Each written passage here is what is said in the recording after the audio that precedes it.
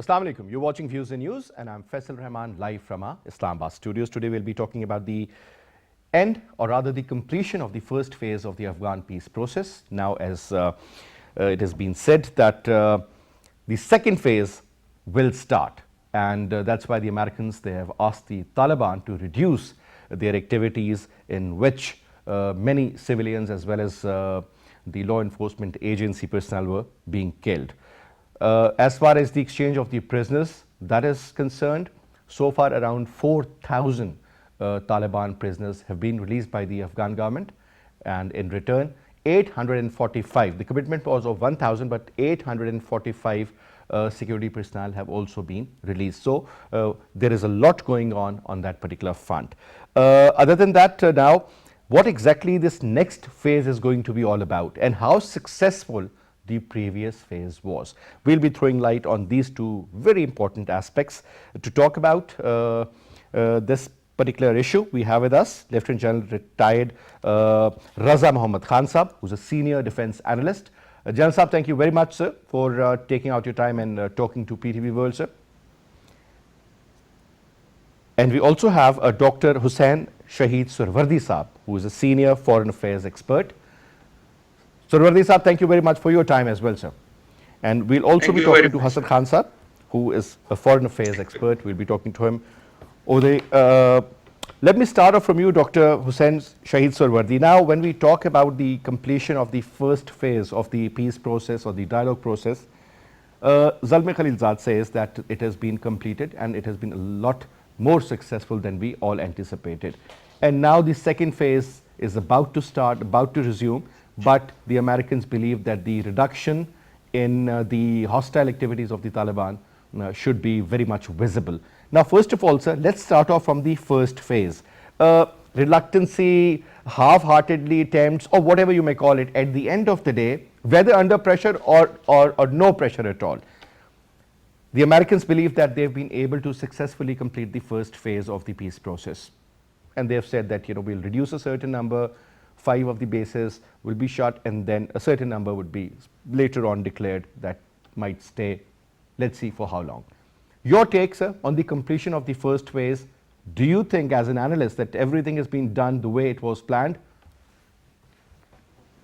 Thank you very much, first of all, for inviting me and asking me to talk about over this very important subject. Phase 1, as you mentioned, that US had stated that they would reduce troops to 8,600 within 135 days from the day agreement would take place in February this year, and they have to a greater extent done that. So on 135th day, today everybody is talking about the next phase start. The question is that what has happened till now? To very bluntly answer your question, first phase was not that easy phase. It was really quite difficult.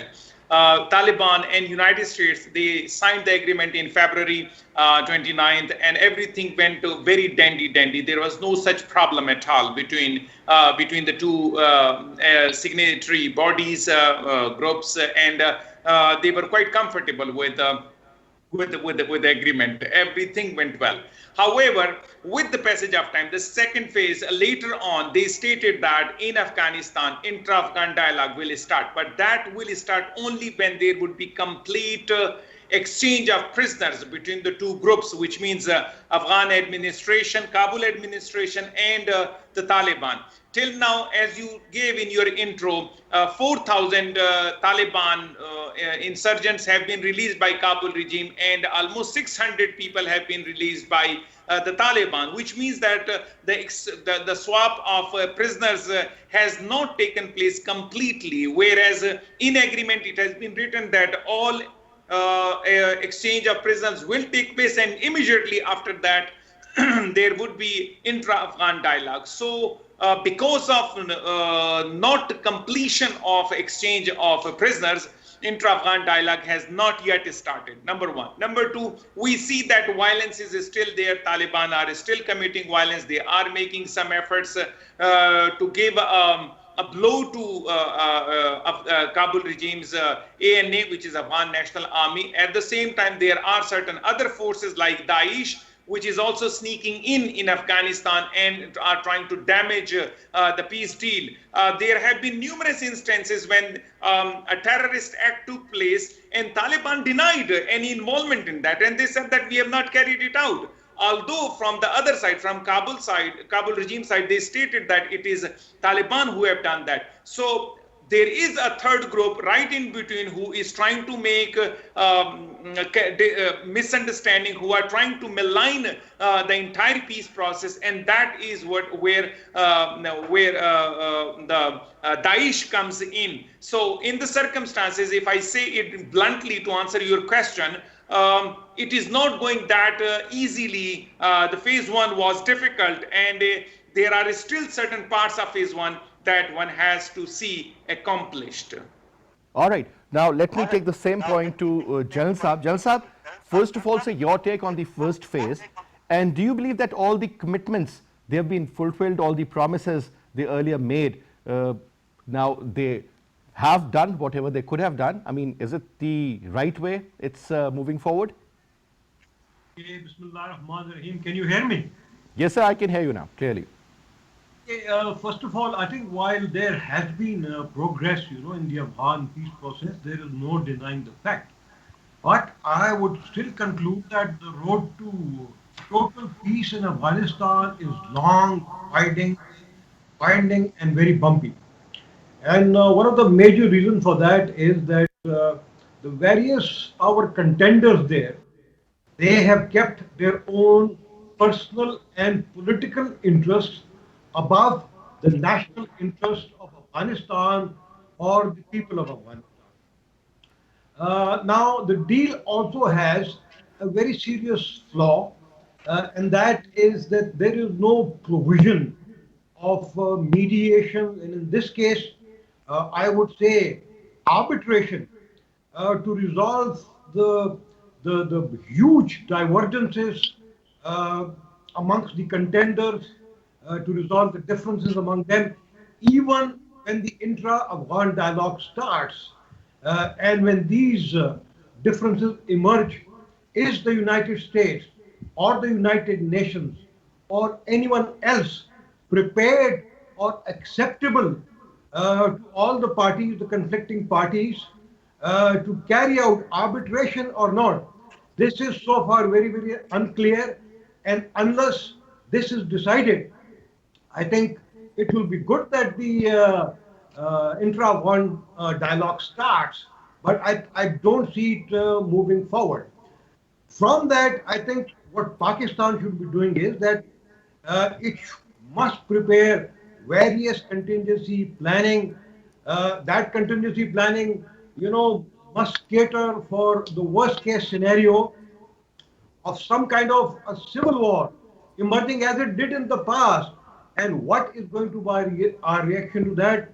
If there is, a peace deal and the intra-Afghan dialogue is successful, that will be very good for Pakistan, and that will enable us, to establish peace on our western borders, and also eventually to pull out our regular forces from there and leave the area, to the second line forces, because we have our eastern borders also to look after.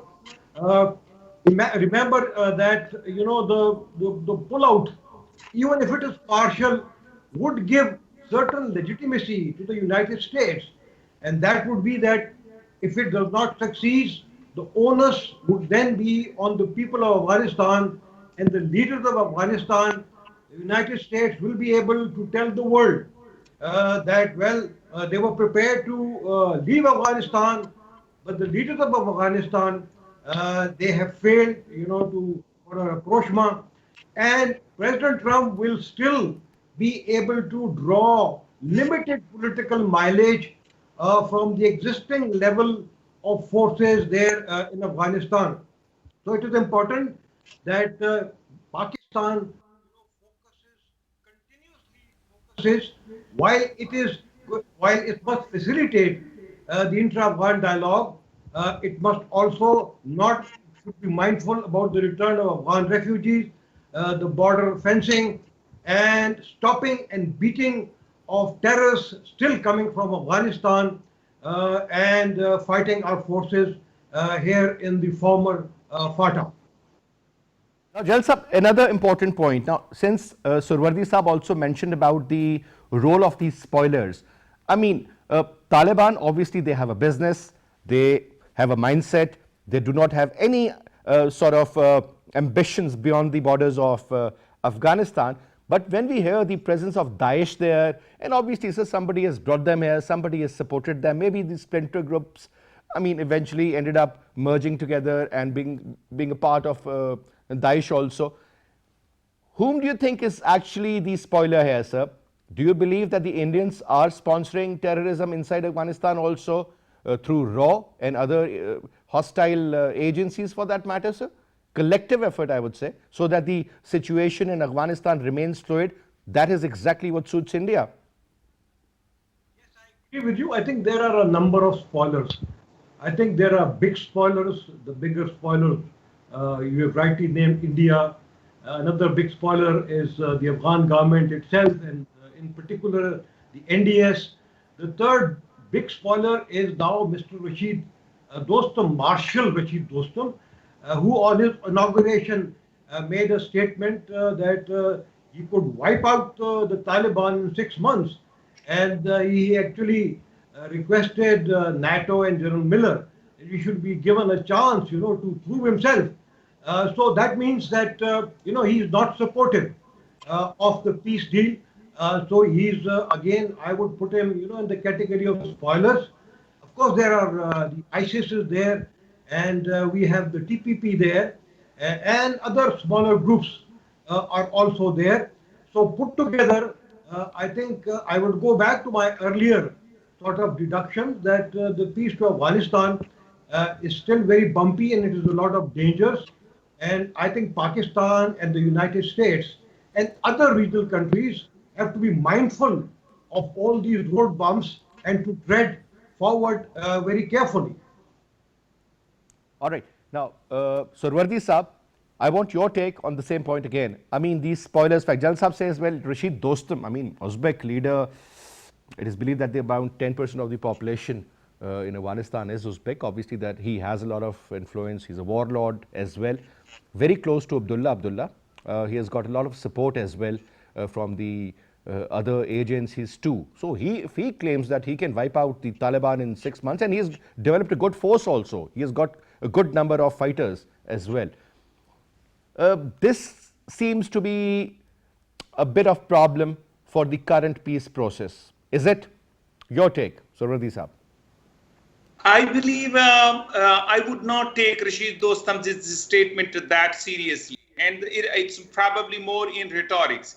There is a very valid reason behind it. Dr. Abdullah is the head of reconciliation committee and entire process, and he has stated and committed in the beginning that if I will not be able to bring all Taliban factions on a single negotiating table, if I do not make this intra-Afghan dialogue a success, I will resign.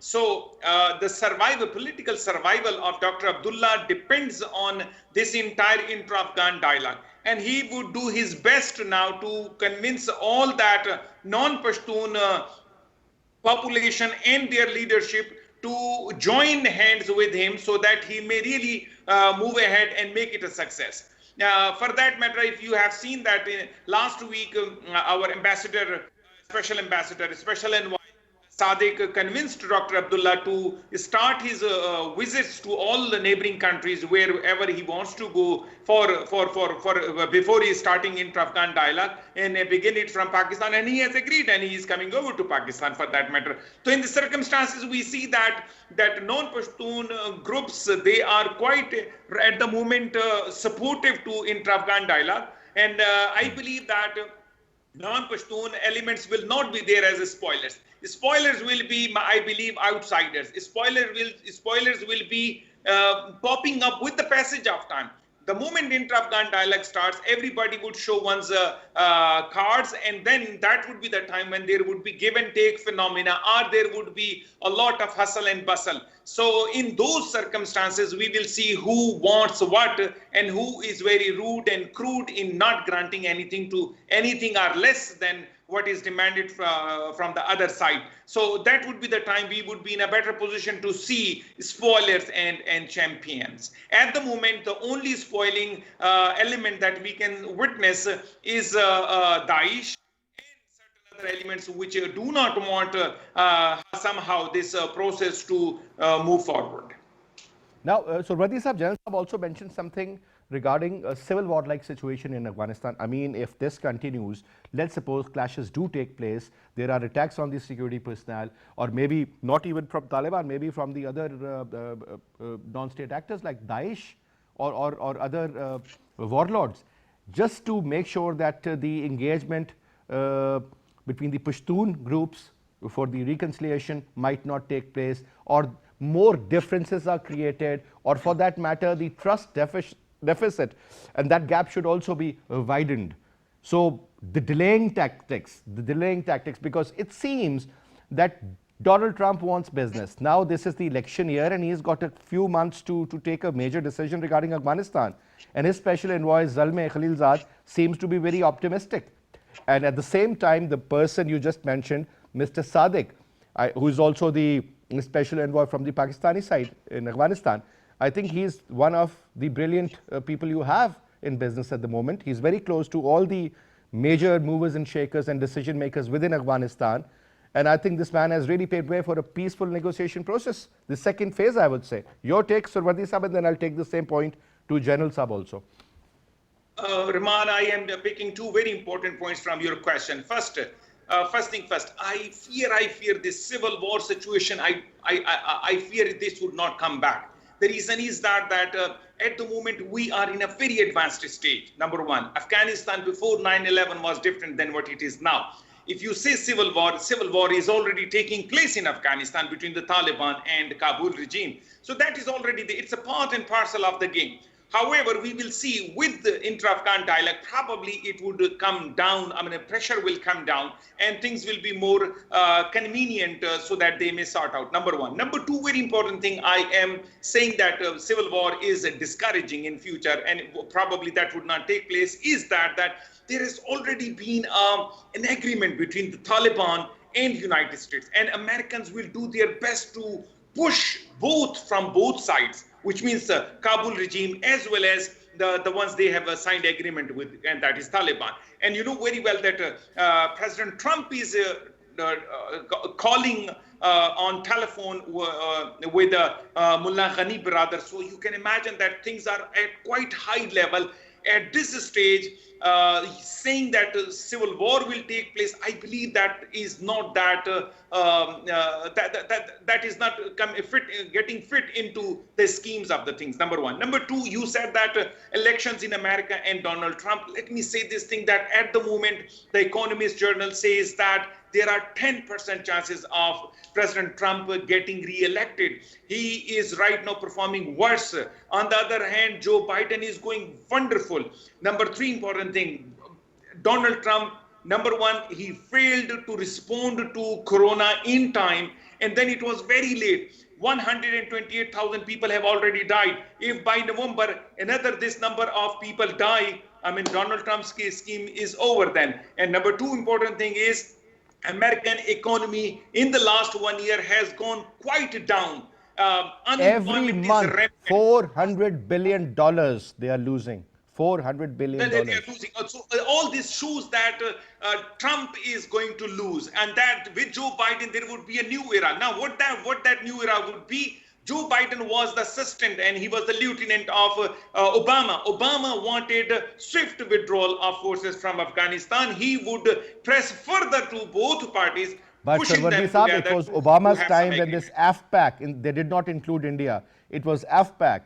It was Obama's time when the role of Pakistan, they tried their level best to minimize that. It was Obama's time. I still remember when Joe Biden visited Pakistan, he did speak brilliant about us, and a couple of his statements made headlines, and everybody was so pleased to hear that the American president is doing, or the vice president is doing this. But at the end of the day, Obama committed about Kashmir, did not utter a word. Obama committed about Palestinians, did not utter a word.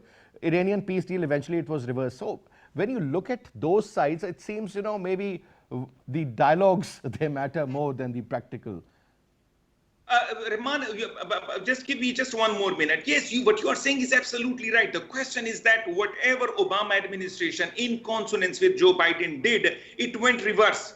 And with this reverse, Americans, they lost credibility, with the exception of this peace deal. So I believe that with the arrival of the Joe Biden, things will be renegotiated.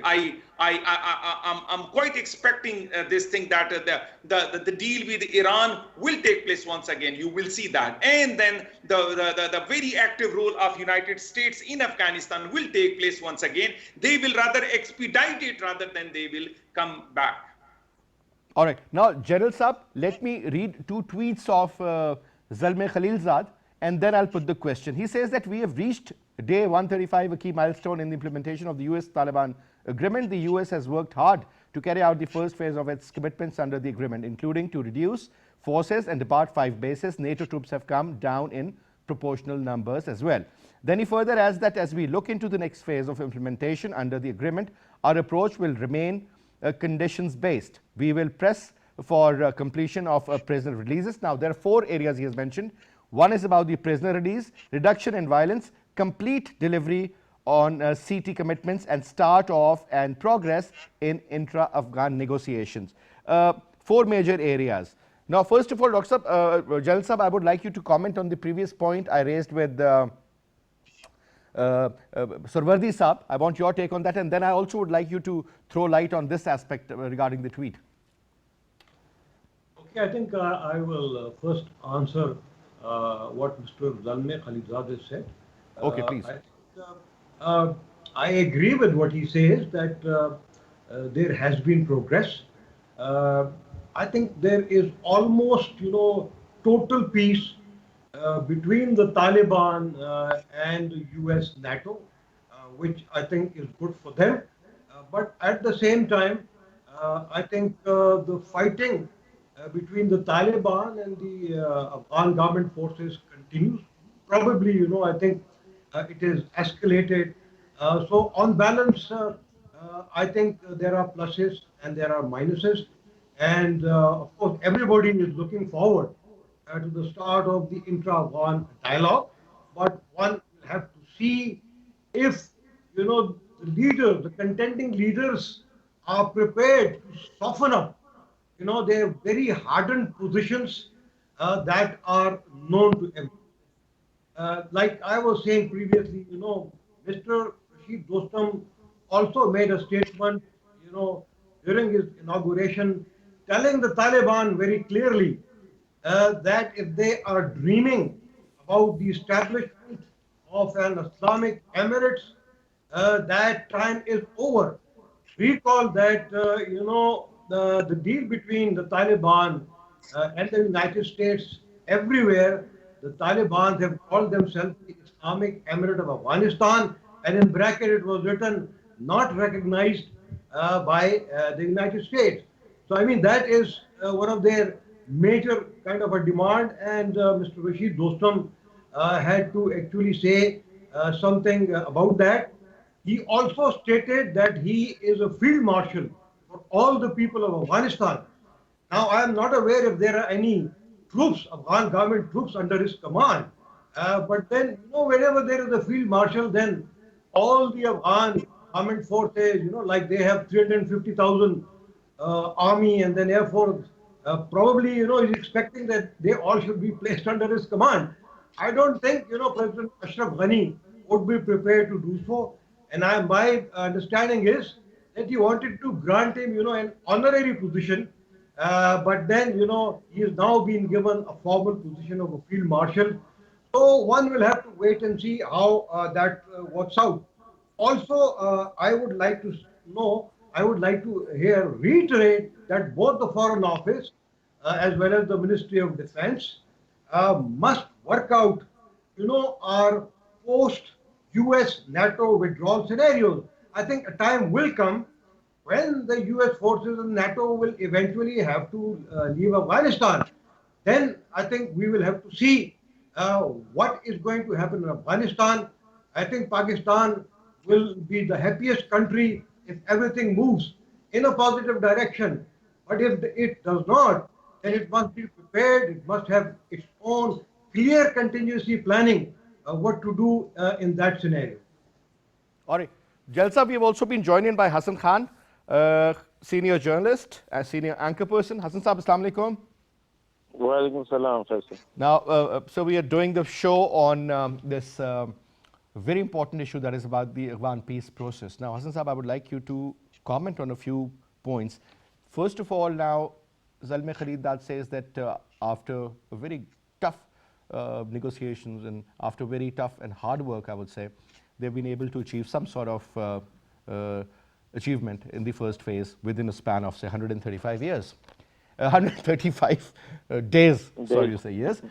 Now, it seems that they are heading in the right direction, but still there are pretty much hindrances.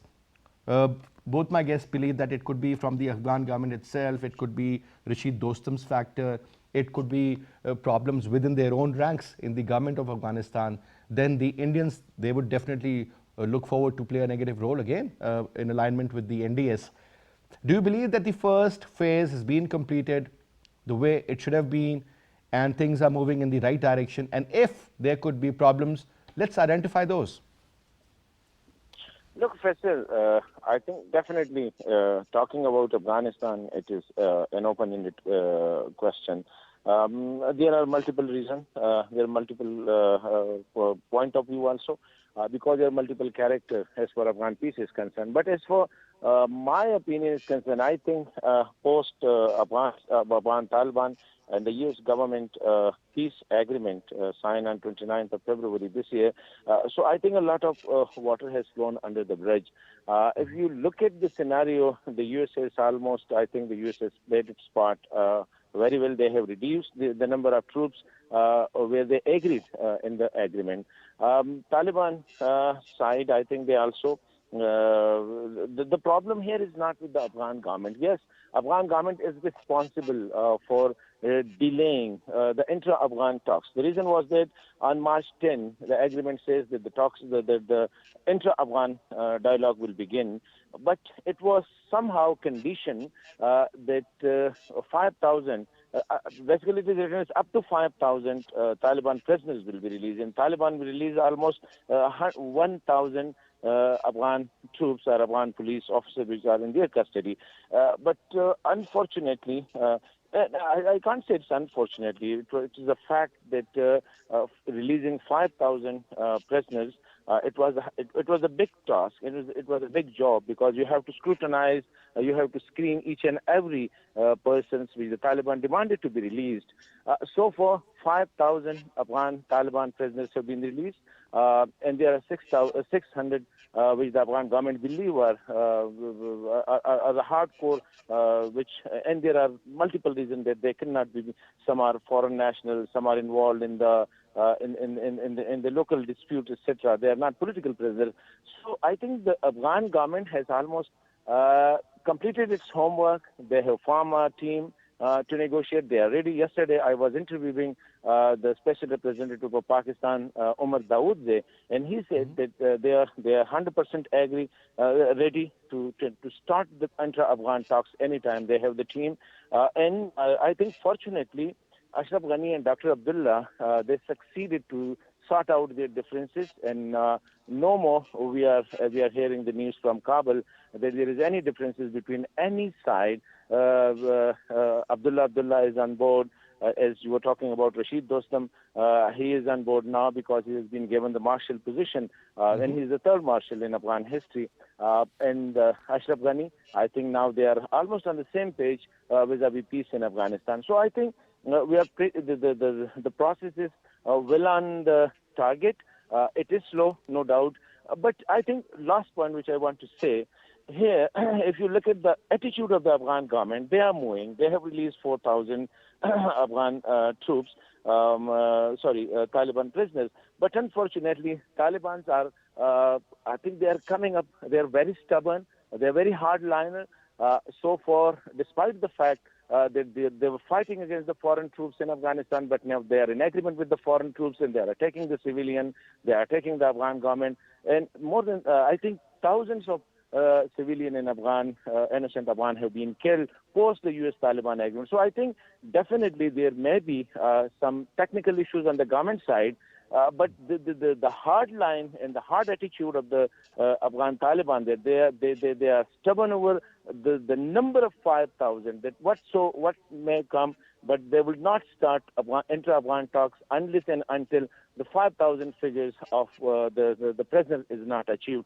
So I believe personally that it is their very hard position. And Khan Sahib, and it the is fact not is about that- the number. The actual issue regarding this particular deal is that initially, if you remember, right after everything seemed pretty okay, way back in February, certainly we got to know that there was this press conference by the Afghan president in which he totally, in fact, took a U-turn. He said, well, there was nothing regarding the exchange of the prisoners. And then we got to know that eventually he followed a line which had some sort of, I would say, a balance. And later on, again, the release, it is not about the numbers, it is about the people also, that the right people the Taliban want to be released are not being released. Is that also a bone of contention? I think, Faisal, the Taliban team is in Kabul, and they are looking after, and they are part of the scrutiny and the screening committee. And it is the list which is given by the Taliban to the Afghan government, and the Afghan government is releasing the persons based on that list which is provided by the Taliban.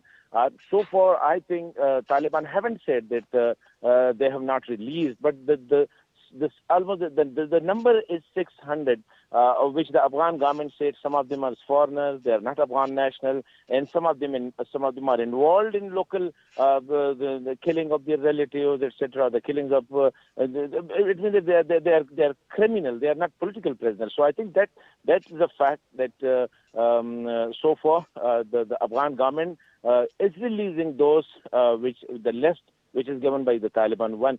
But here I think you look at the Taliban. Taliban have released 700 prisoners, which they promised to release 1,000. So I think if the Afghan government is not I've up to the got target, mixed numbers. I mean, I have 845. I have got a number of 600 also. Not exactly sure which one is correct, because I read the number 845 also, and I read 600 also. I think as far I have the number that the real issue is the 25 or 30. So I think I was I think privy to a discussion where it is said that the real number where this controversy is, that is 25 to 30. So I think if it is really 25 to 30, so I think Taliban has to accept it for the sake of Afghan. But so far, what I'm trying to say is that I think Taliban, especially Pakistan, is trying to convince them, the US, the international community, that let's start the intra-Afghan talks. But another hurdle is announcement of the ceasefire. The US is demanding the same. The Afghan government and the Pakistan and the other interlocutors, they're also trying to convince the Taliban that with the beginning of the intra-Afghan talks, they have to announce a ceasefire. So I think there are other hurdles also, but I think the major issue, so far the major hurdle is the prisoners issue. It is and as you rightly said that initially President Ghani was not ready to accept this releasing of 5,000 prisoners, but later on he agreed to that. The reason was the other Afghan diaspora, the international friends of Kabul, they convinced him that it is better to release them for the sake of peace in Afghanistan. So you are right that initially Ashraf Ghani was not ready even to release a single, because he was not part of the agreement. The agreement was signed between Taliban and the US government, and Afghan government was out of this whole exercise, despite the fact that these prisoners were with the Afghan government. All right, thank you very much, Hassan Khan, for your comments. Now, over to you, General Saab. Let me put this very important question to you, and that is regarding the future of the TTP, the Tehrik-e-Taliban Pakistan. Sir, one scenario seems to be that everything goes okay, they'll be fused into the main Taliban League, or maybe they'll be eliminated, or maybe they'll join hands with Daesh or other non-state actors. what do you see happening? What's the most likely scenario, sir? General Saab? Uh, I think the TPP leadership, they are criminals, and they have perpetrated murders against Pakistani people and law enforcement agencies, and their entire leadership needs to be returned Pakistan for giving them a trial. I think that is the minimum that the government of Pakistan should ask for. If they are joining Aish, well, I think again that is not in the national interest of either Pakistan or Afghanistan. So I think we should be very mindful about that as well. But coming back, to what is happening inside Afghanistan, in 2019, I think some very detailed documents known as the Afghanistan Papers published by the Sea Guard, and it stated there very clearly that there are issues with the Afghan security forces. The Afghan local police is the most hated sort of government force there in Afghanistan, and they are the ones who go in and they carry out night raids for no rhyme or reason.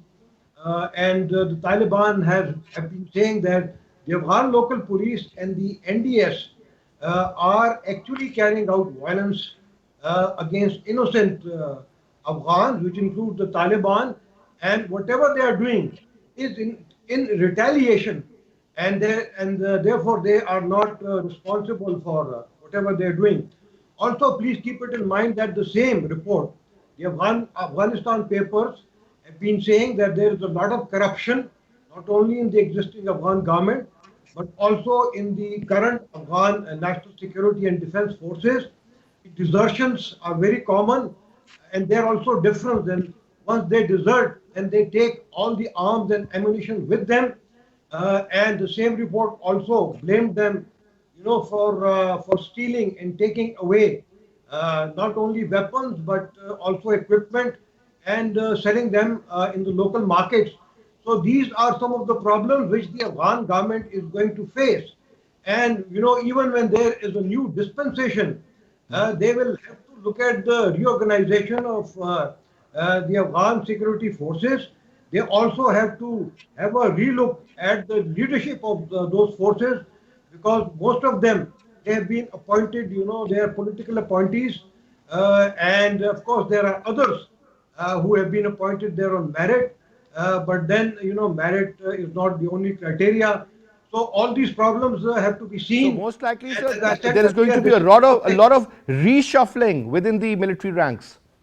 Yes, yes, they'll have to have a relook at that.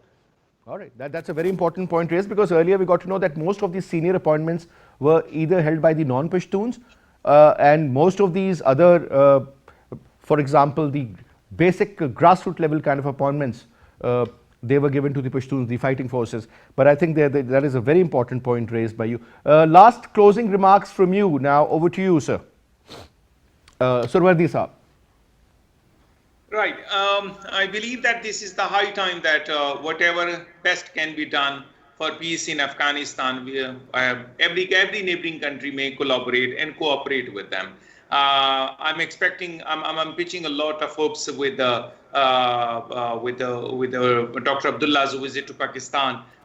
His visit to Pakistan is a very goodwill gesture from non-Pashtun side, especially because, And I of think the course, credit Pakistan again is goes not to like the Sadiq non-Pashtun Saab side. for this also.